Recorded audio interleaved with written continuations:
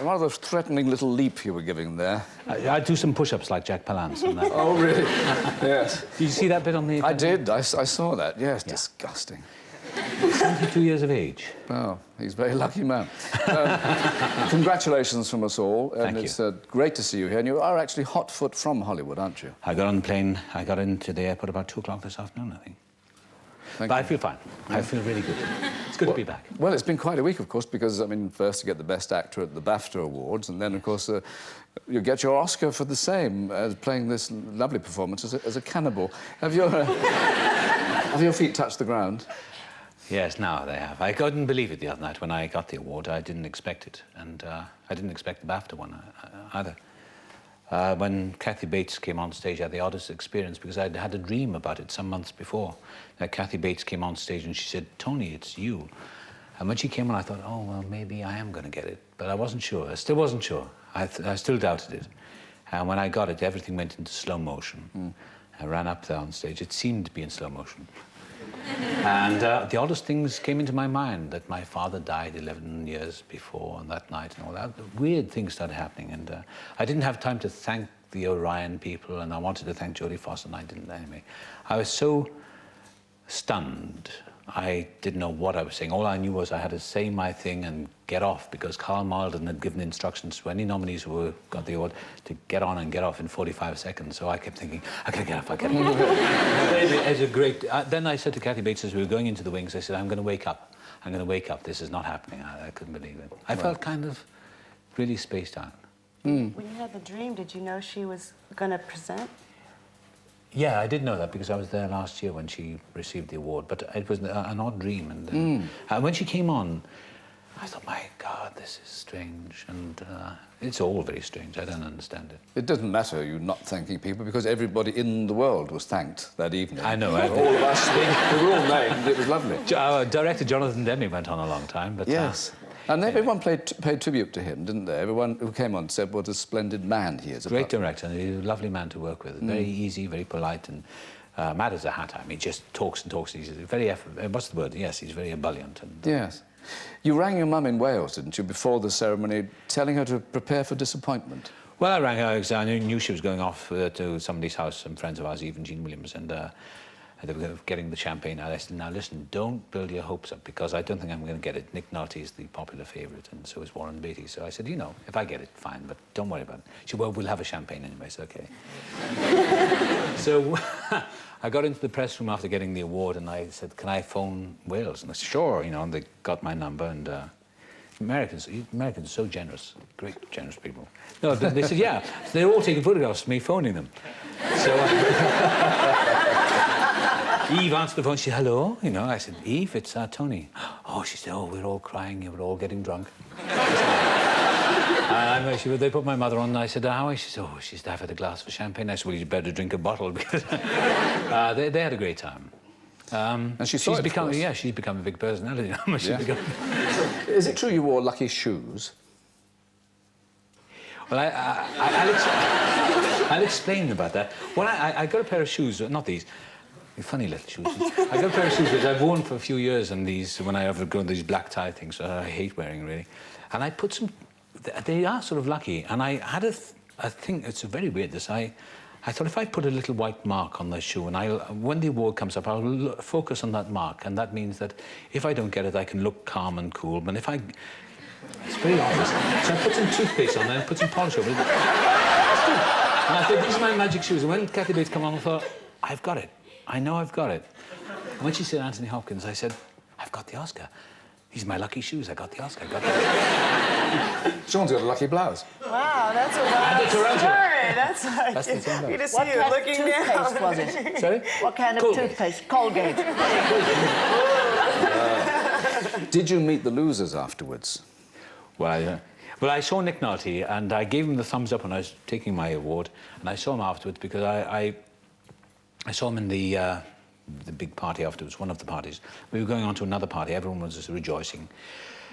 And I saw Nick, and I said, I wish we could have both been up. He said, that's OK, you know. And give each other a big hug. As she came to the party, she said, no, I think I'll go home now. And I wanted to, because I know it.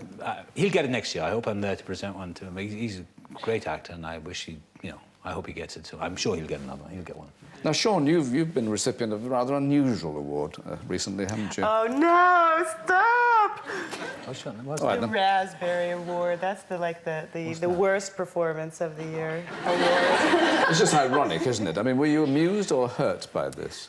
Deeply, desperately hurt. No, not too hurt. They gave me 2 awards because I played twins when I did Kiss Before Dying here in London.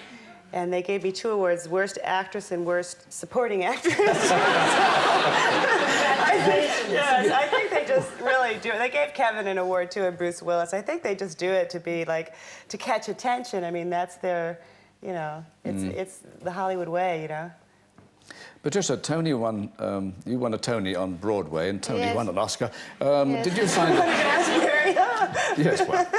Did you find it particularly important, getting that award? Well, it thrilled me. I mean, I can't bear people who say, you know, well, it doesn't mean anything, and my mother uses it as a doorstop. I just think that's churlish. Yeah. Of course it's thrilling. And you sit there and you go prepared not to get it. I do. I was at BAFTA the other week when you brilliantly hosted it, if I may say so. And of course, as people go up, you want to go up. You think, oh, well, yes, I'd like to go up those steps. It's very odd. You go through a tremendous physical sort he of... goes with the whole gamut of emotions. Yes, yes. You've played monsters before now. Of course, you played Hitler, and you played Bligh. He may not have historically been a monster, but that was the way you did it. Was there anything about Hannibal Lecter that you found likeable?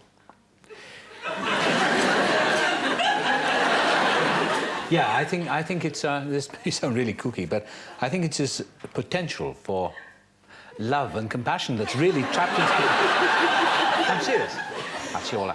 It's trapped inside him because I think he is like Quasimodo. He's trapped in an enormously deformed, as Quasimodo is an enormously deformed body, tragically deformed body. And I think Hannibal Lecter is so brilliant and has such an understanding of human nature, is so perceptive, he's almost so sane, he's completely mad because he's trapped in this twisted, strange mind which doesn't have pity. I think he's a tragedy, and I think his relationship to Clarice Starling is a romantic one. I think when he challenges her and really goads her, especially when he first meets her and he tries to destroy her, and she comes back to him, I think he loves her. I think he has great amusement with her, and I think he's very fond of her. I think he actually loves her. He would never harm her at all, and he only kills people who bore him. Because he said. That was what was so funny. When you left the movie, you thought, yeah, I like that guy. And that's what's so scary about it. That's what makes you so chilled by it, because you actually like him, and he's a killer. There may be 1 or 2 people in the world who've still not seen it, but we'll remind ourselves of that clever old devil again. He obviously loves her. He does. How to catch him, Clarice. And just, I mean, there's no real makeup or prosthesis going on there. The hair is pulled right back and the lighting is sinister, and that's it. Well, I think it comes back, you know, the thing about, you know, you get a really good script and a really brilliantly written script based on an extraordinary book. Your work is sort of made up for you, and there was nothing really required except, you know, to interpret it a bit, I suppose. And when I read it, it was so clear on the first or second reading, maybe. And I heard everything about Lecter, his voice.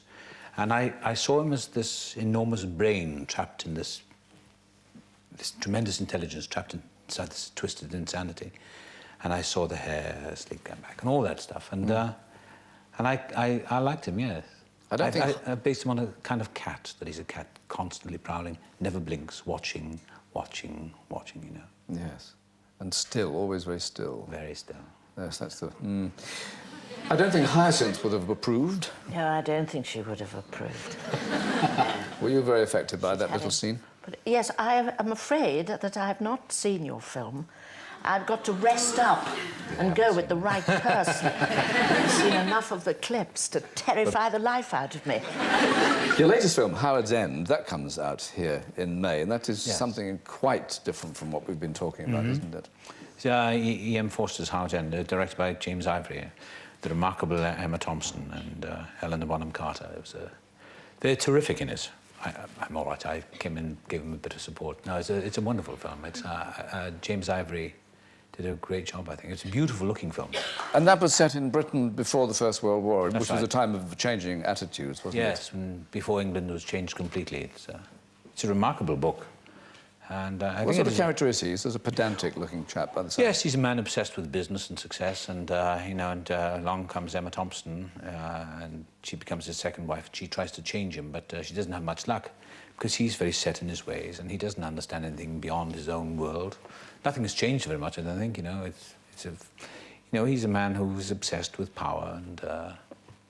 Not obsessed, but I mean, he's a man that he doesn't understand anything in the world. She tries to give him some sort of enlightenment. She says we must connect and we must be aware of the world. And he's just a closed book, you know.